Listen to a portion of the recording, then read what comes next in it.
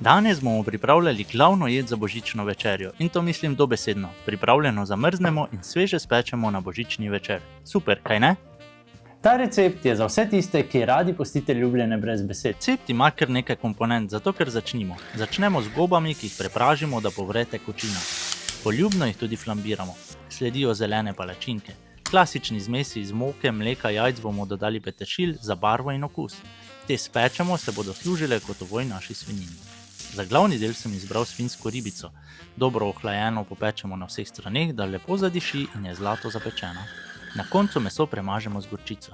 Za piko na i sledijo pečenice. Iz pečenice vzamemo meso in ga premešamo s sladko smetano in jajcem, nato pa premešamo z gobovo mešanico. Že zlagamo palačinke, pršut, mešanica gob in pečenic ter svinjska ribica. Tesno zvijemo in postavimo počivati za 1 uro ali čez noč v hladilnik. Pa smo pri koncu. Listnato testo premažemo z jajcem, dodamo pečenko in tesno zvijemo.